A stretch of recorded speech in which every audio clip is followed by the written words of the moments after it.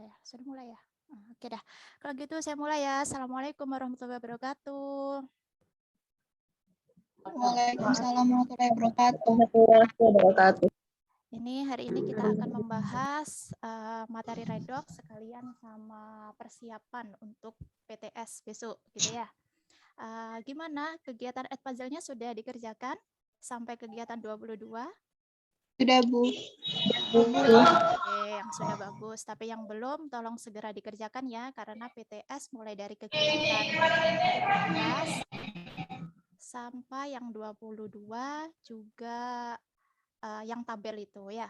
Sehingga bagi yang belum mengumpulkan tabel, karena kemarin PTM tidak ketemu, berarti bisa dikumpulkan setelah PTS hari Senin itu, gitu ya. Ini kalian bisa mute kalian sendiri biar tidak suaranya tumpang tindih gitu ya.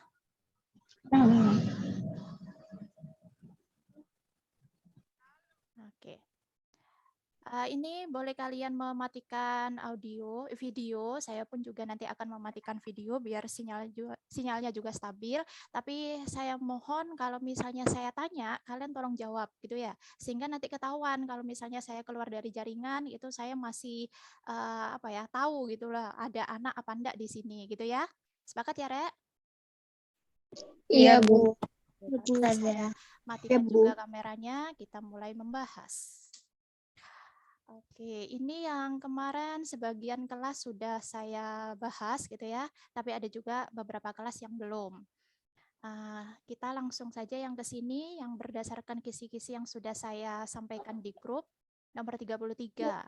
Nah, jika diketahui nomor atom X adalah 5, atom Y-nya adalah 9, berbentuk senyawa XY3. Nah, maka bentuk molekul dan sifat kepolarannya apa gitu kan ya. Nah, berarti gimana nih kalian mengerjakannya?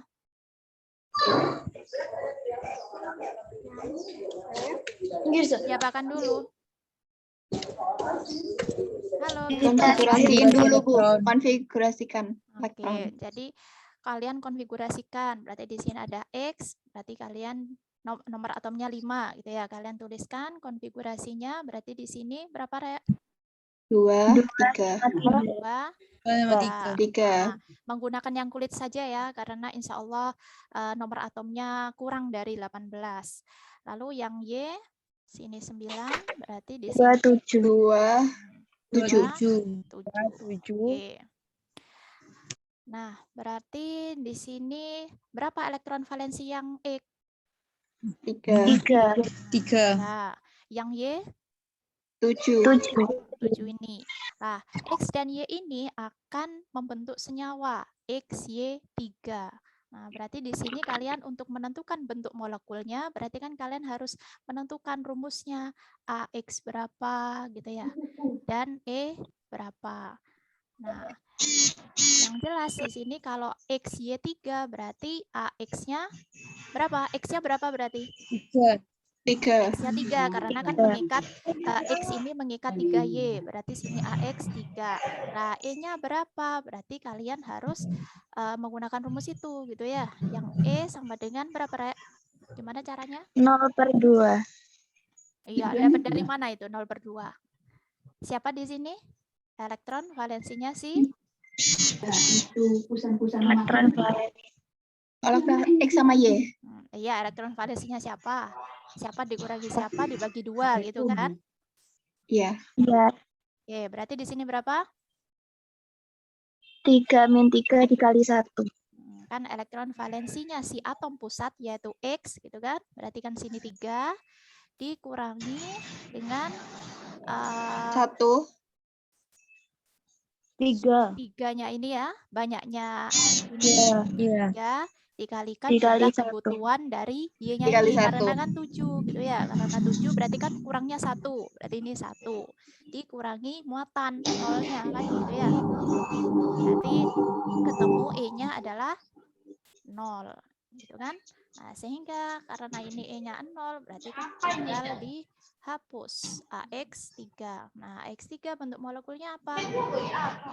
Trigonal planar nonpolar. Nah, dia adalah trigonal planar atau segitiga planar.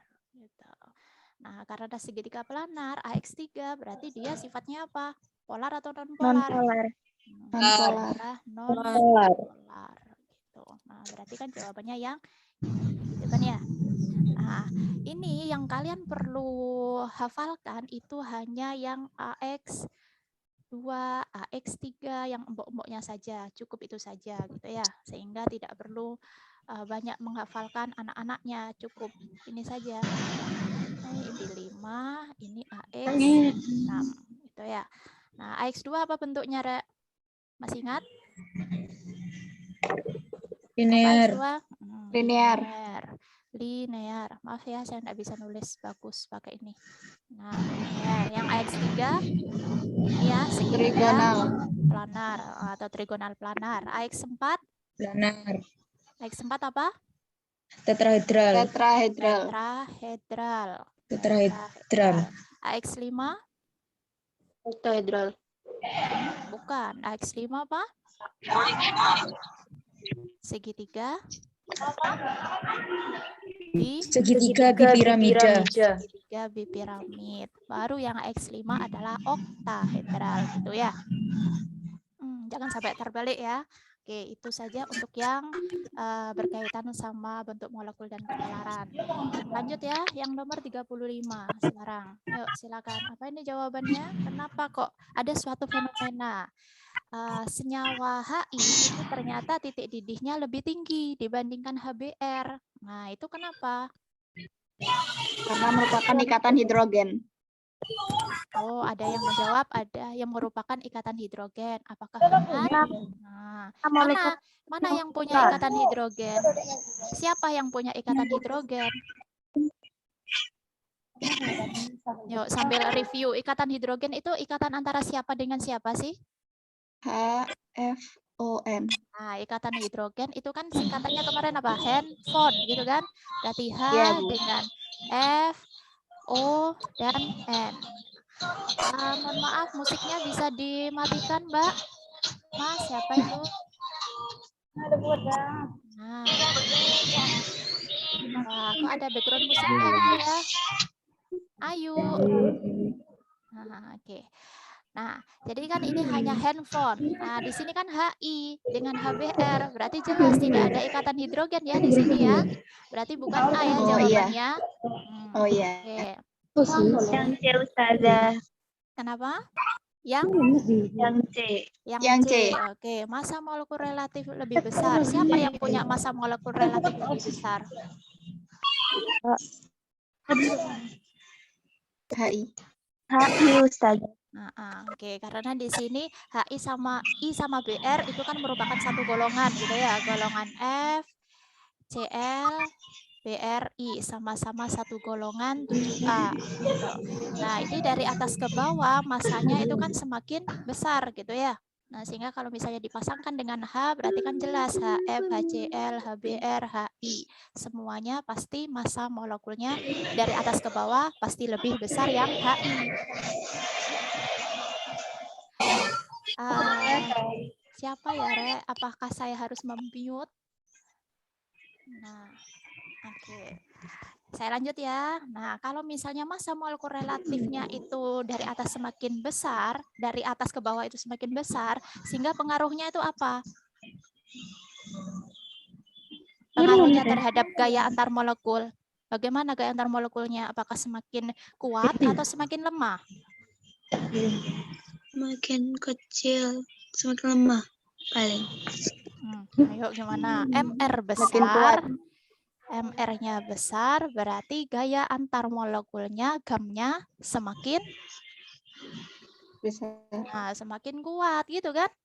Nah, kalau misalnya kuat, berarti semakin mudah untuk diputuskan atau semakin sukar untuk diputuskan? Sukar. Nah, kalau sukar, berarti kan membutuhkan panas atau titik didih yang lebih tinggi gitu kan?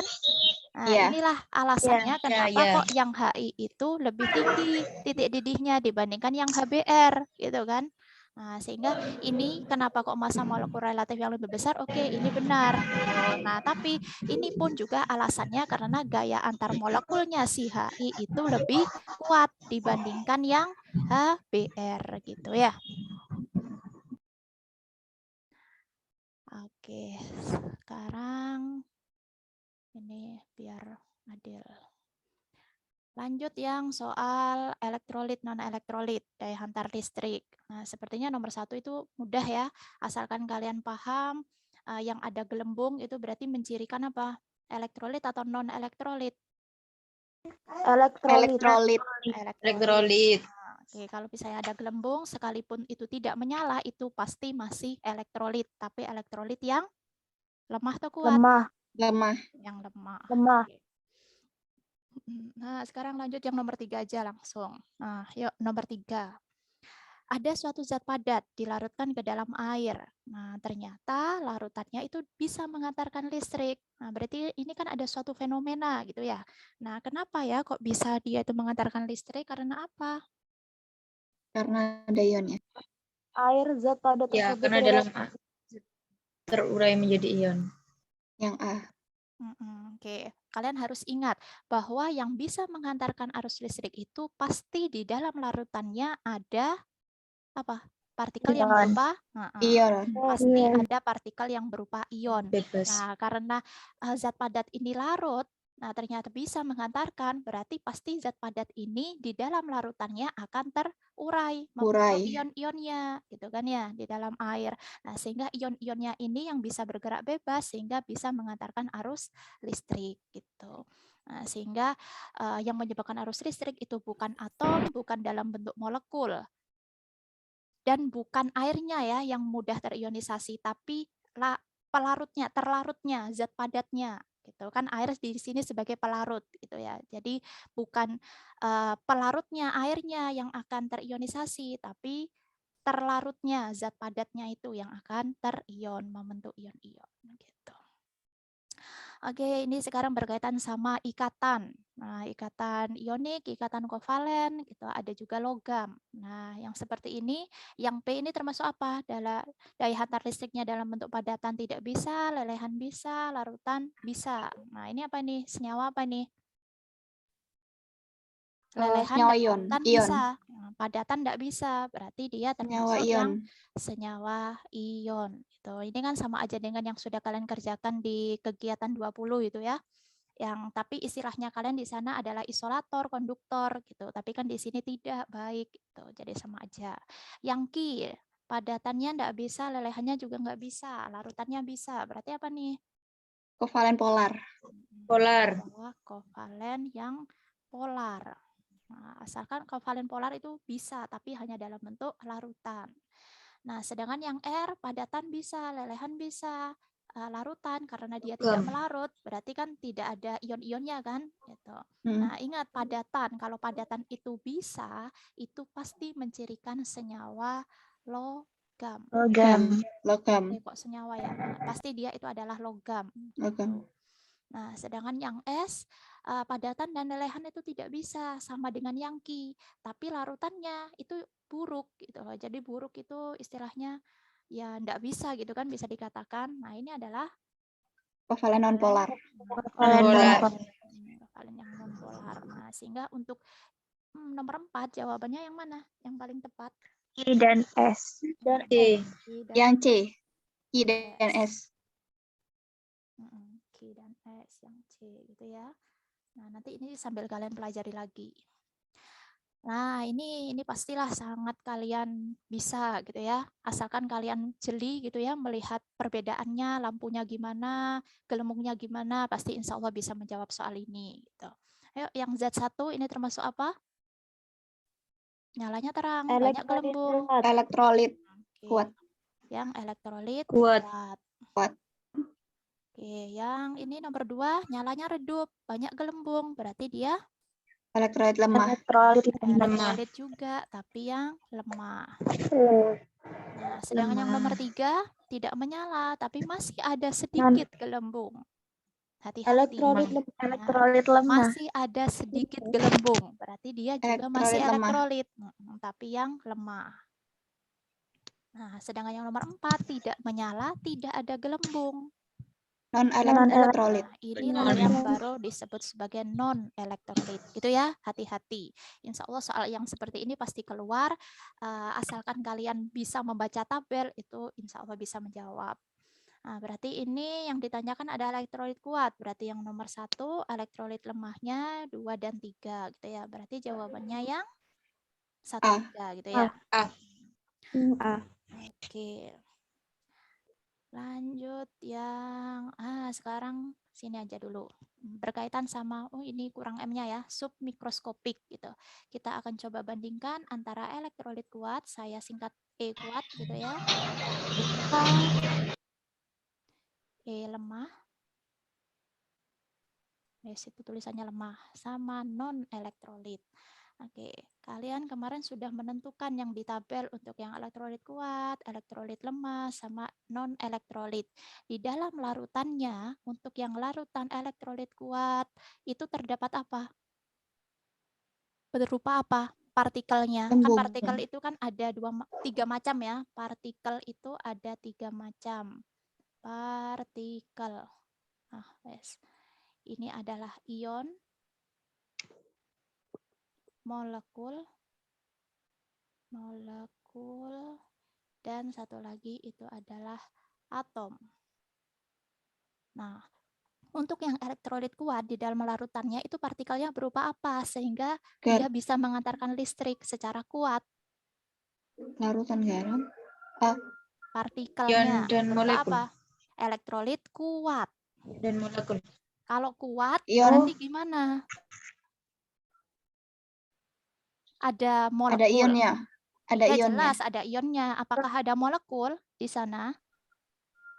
Tidak ada. Ada. Elektrolit kuat, Re. Iya ada Ustazah. Ion dan molekul. Itu sudah saya koreksi apa belum? Benar apa enggak? Kan kemarin ada pilihan itu ya, yang ion-ion saja gitu kan. Ada molekul-molekul saja, ada ion dan molekul gitu kan ya. Pilihannya kan ada 3. Masih ingat? Nah, untuk yang elektrolit kuat, dia itu kan bisa mengantarkan daya antar listrik secara kuat. Itu artinya gimana? Apakah ada molekulnya?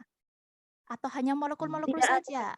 Nah, tidak ada, hanya ada ion saja. gitu kan. Nah, jadi di sini itu gambarnya itu pasti berupa ion-ion terpisah gitu. Ionnya banyak gitu. Misalnya ini saya buat kecil. Nah, gini ya. Yang jelas sudah terpisah semuanya. Misalnya saya jadikan 3 deh. Ini yang gini. Nah, sedangkan yang untuk elektrolit lemah, dia kan juga bisa mengantarkan listrik, namun secara lemah, itu lebih lemah dibandingkan yang kuat. Itu artinya jumlah ionnya lebih banyak atau lebih sedikit dibandingkan yang Lebih elektrolit sedikit. kuat. Nah, Lebih lebih sedikit. Itu artinya masih ada molekul kan di dalam larutan ini, elektrolit lemah, gitu kan ya? Iya. Nah, jadi Iya. masih ada yang dalam bentuk gabung gini, masih belum terion, masih belum terurai, terpisah. Nah, jadi misalnya gini. Ini yang sudah terpisah ya. Ada juga yang masih belum, yang ini gambar ini belum terpisah, ini saya gambar belum terpisah juga deh. Nah, jadi di sini masih ada 2 molekul, ada yang dalam bentuk sudah terion gitu kan. Saya buat 3 ini. Bisa dipahami ya? Bisa. Bisa Ustazah. Nah, sedangkan untuk yang non-elektrolit gimana? Apakah dia bisa mengantarkan listrik? Tidak. Tidak. Nah, kalau tidak, berarti ada ionnya enggak di dalam larutannya? Nggak ada. Nggak ada. Berarti Nggak dalam ada. larutannya hanya berupa Molekul. molekul gitu kan. Molekul. Nah, berarti molekulnya ini berarti kan gambarnya tidak ada yang terpisah gitu kan, dempet semua gitu kan ya. Iya. Jadi ketiga-tiganya ini adalah dempet. Nah, gimana ini bulatnya? Nah, seperti itu bisa dipahami ya. Jadi bisa terlihat sekalipun kalian nggak bisa melihat ion, Bisa. molekul, atom, tapi paling enggak kalian itu bisa menjelaskan secara kimiawinya gitu. Jadi di dalam non elektrolit itu hanya ada molekul-molekul saja.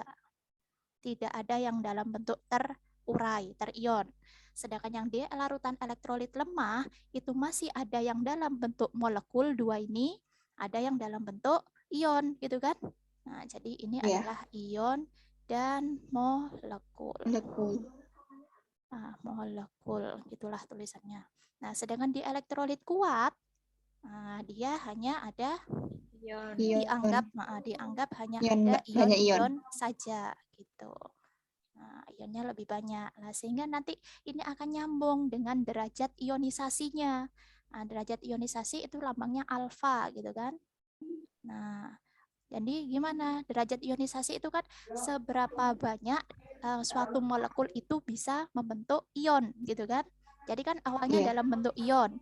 Ini dalam bentuk ion-ion saja. Berarti semua molekulnya itu kan berarti hampir semuanya membentuk ion. Terion membentuk ion, ya Pak ya. Terurai membentuk ion. Bisa dipahami ya kata-kata saya? Hampir Bisa. semua molekulnya itu akan terurai membentuk ion. Nah, berarti kan hampir semuanya membentuk ion. Berarti kan tidak ada sisa.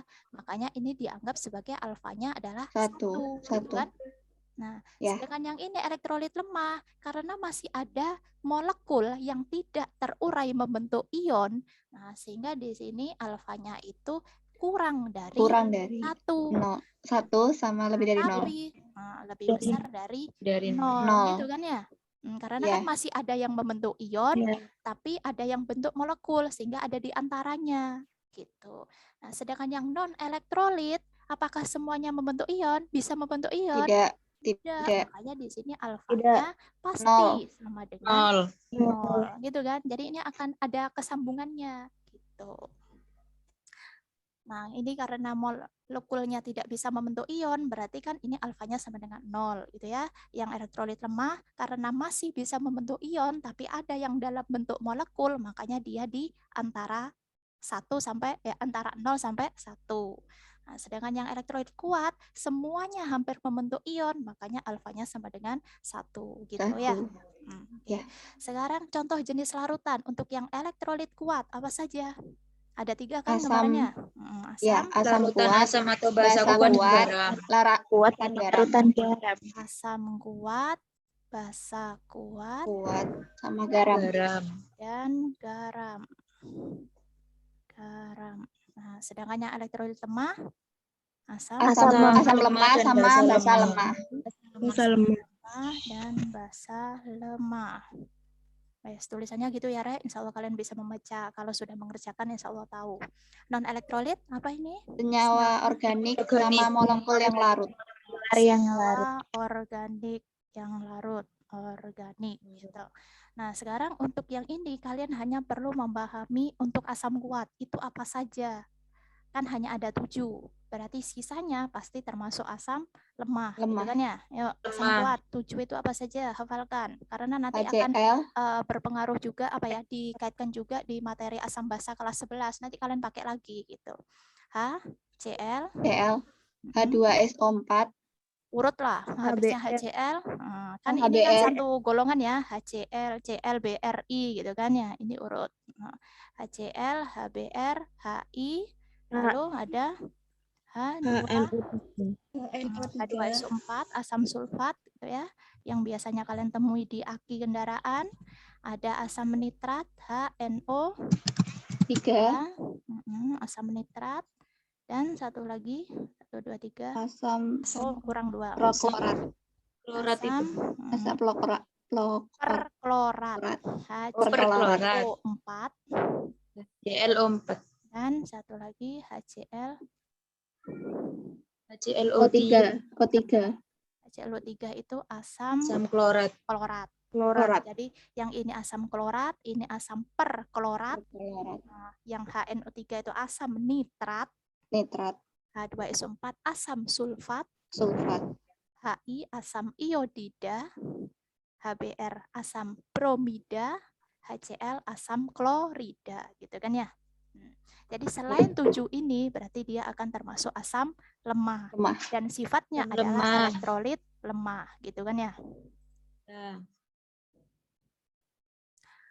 Oke, insya Allah yang larutan elektrolit dan elektrolit sudah selesai kita bahas. Sekarang kita ke materi redox. Nanti ini kan sudah saya record gitu. Jadi nanti insya Allah akan saya posting di YouTube. Kalian bisa menyimak kembali atau yang sekarang belum hadir, nggak bisa hadir nanti bisa menyimak gitu ya. Jadi nggak perlu merasa ketinggalan gitu, nanti bisa disimak lagi kok. Ya, sekarang ini saya sudah sediakan dalam bentuk apa ya nih, ion ada, unsur bebas ada, senyawa ada. Nah, sekarang kalian coba kelompokkan mana saja yang termasuk unsur bebas, yang ion mana, yang senyawa mana. Yuk, yang unsur bebas dulu. Dari ini, P4. kelihatan ya? P4. Kelihatan. Nah, unsur bebas yang mana? P4.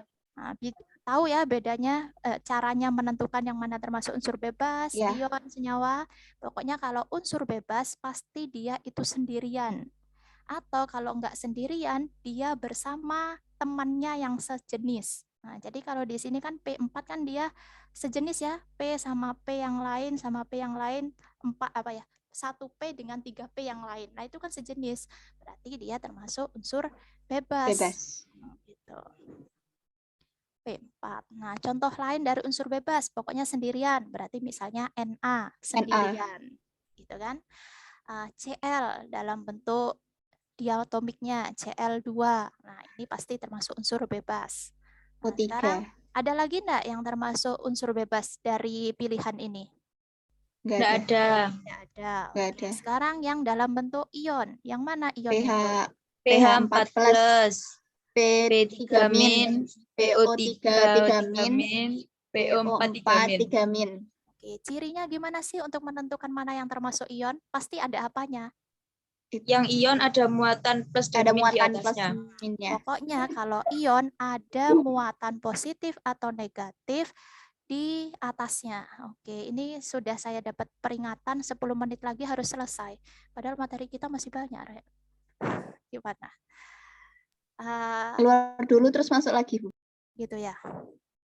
Untuk rekamannya bisa enggak ya? Keputus, Bu, kalau rekamnya Tapi nanti kalau bisa direkam lagi diakhiri. kan ya? Bisa, Berarti ada bisa. 2 video. Bisa. Ya wes gampang. Iya, ada 2 video. Nanti kalau misalnya habis, saya kirim lagi link Zoom, kalian join lagi gitu ya.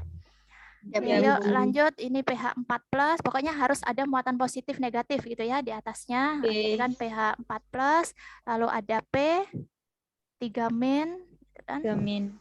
Ada PO3 PO3 3 min. 3 min. 3 min. Hati-hati ya PO4 menuliskannya. 3 min.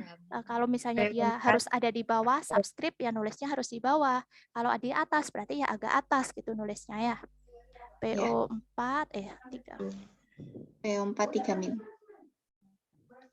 Oke, sedangkan yang senyawa di sini yang mana? PO2O5. Oke, cirinya kalau misalnya senyawa berarti ya tidak ada Tidak ada muatan di Muatan. atas. Positif maupun negatifnya tidak ada gitu ya di atasnya. Dan dia bersenyawa, maksudnya ya dia bergabung dengan atom lain tapi yang berbeda jenis. Jadi beda ya dengan yang unsur bebas ini. Ini kan hanya sendirian P4. Nah, ini kan ada P, ada O, berarti dia termasuk senyawa gitu ya. Nah, sekarang karena kalian sudah bisa menentukan yang mana termasuk unsur bebas, ion dan senyawa, sekarang tentukan. Kan ada aturannya itu ya, biloxnya. Yang namanya unsur bebas, biloxnya itu pasti sama dengan 0. Ya, jadi maksudnya soal ini tentukan bilox dari P, tentukan bilox dari P untuk ini semuanya ini gitu.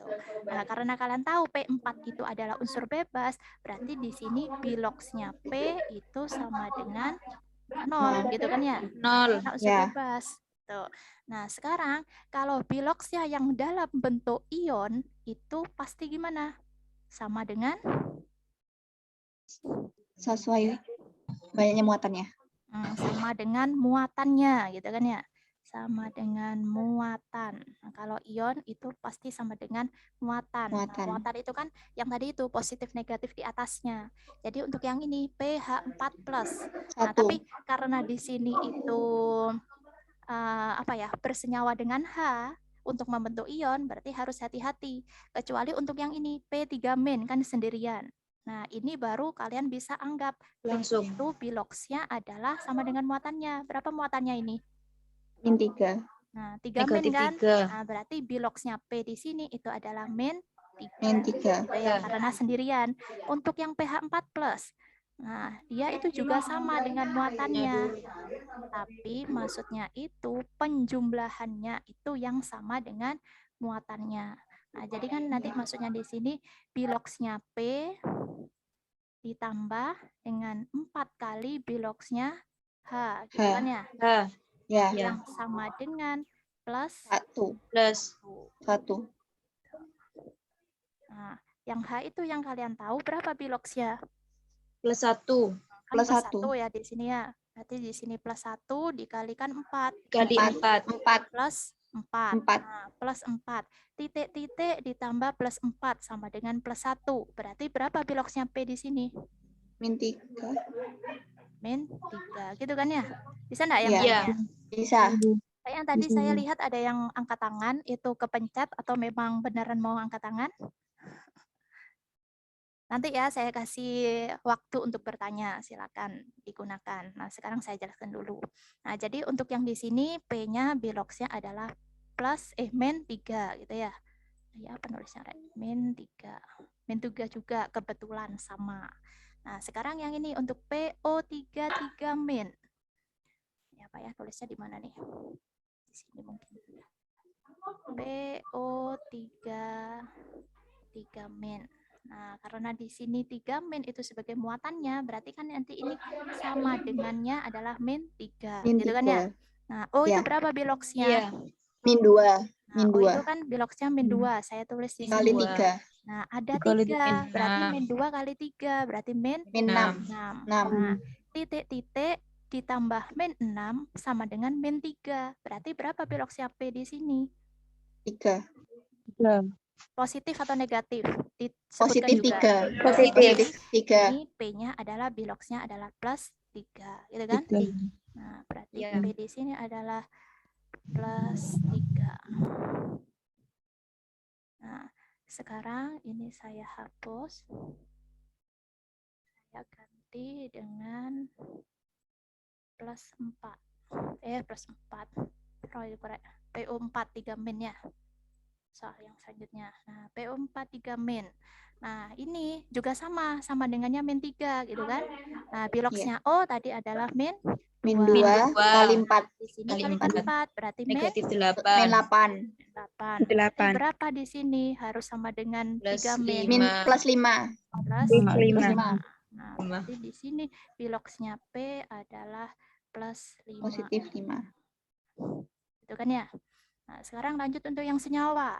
Ini karena senyawa kan muatannya 0 kan? Berarti ya sama dengan 0 gitu kan? 0. Iya. Nah, tadi O itu adalah min 2. Min 2 kali 5. Kali 5 min 10. Min 10. Nah, berarti sini harus berapa? Plus 10. Plus 10. Plus 10. Plus 10. Tapi ingat, di sini ada Itu ada duanya. Ada Berarti 2. 1 P-nya 5. Nah, berarti sini plus 5. 5. Ya. Nah, bisa ya dipahami? Nah, biloxnya itu bukan Bisa. yang plus 10 ya, tapi plus 5 ini. Jadi sebelum dikalikan 2. Oh ya. Jadi kalau kalian pahami, untuk P saja, kalau misalnya dia itu berada pada berbeda-beda tempat, misalnya pada unsur bebas, pada ion dan senyawa, biloxnya itu juga pasti akan berbeda-beda. Beda. Ketika dia dalam bentuk unsur bebas, pasti biloxnya 0. 0. Nah, tapi kalau dalam bentuk ion, ya lihat dulu Bentuk muatannya. muatan. Tergantung dari muatannya. Dan juga kalau poliatomik, itu juga bergantung juga. Gitu. Dalam bentuk senyawa apalagi, tidak mungkin 0. Pokoknya dalam bentuk ion dan senyawa ini, satu atom itu tidak mungkin 0 biloxnya. Gitu. Hanya dalam bentuk unsur bebasnya. Gitu ya. Ya. Oke. Sekarang untuk yang reaksi redoks. Redoks itu kan tersusun dari 2 kata ya. Tersusun dari apa Ya. saja? Reaksi reduksi dan reaksi oksidasi. Sama reduksi. Dan oksidasi ya, penulisnya gitu wes ya. Reduksi, satu lagi oksidasi. Nah, kalau di Edpuzzle itu kan atau di buku kalian itu banyak ya pengertiannya yang berdasarkan pengikatan oksigen, berdasarkan pelepasan elektron gitu ya. Nah, tapi ini kalian hanya perlu cukup memahami yang berkaitan sama biloxnya saja. Kalian pahami saja yang itu. Untuk yang reduksi itu yang naik atau yang turun biloxnya. Turun. Turun. Reduksi. Berarti ini Oh, yang nah, turun. iya, turun. Biloksnya. Turun biloknya. Nah, sedangkan yang oksidasi itu yang Naik. Naik. Nah, oke, jadi hanya ini saja yang cukup karena untuk yang biloks ini bisa mengakomodasi pengertian-pengertian yang tadi itu yang berdasarkan ikatan hidrogen oksigen gitu. Jadi cukup yang ini naik dan turun biloks gitu. Nah, karena kalian sudah paham ini, berarti nanti kalian juga bisa ini menentukan mana sih yang termasuk reaksi redoks. Ini kita berbicara ini ya, soal yang ini, soal nomor 11, reaksi berikut yang tergolong reaksi redoks yang mana? Dan juga nanti nomor 12 kita bahas. Ayo, soal yang ini dulu ya, nomor 11. Ini ada ya cirinya ya, 1 menit lagi. Oke dah, kalau gitu saya akhiri dulu aja ya, nanti kita bahas ini ya. Ya, Bu. Oke, Ya. ini saya selesaikan.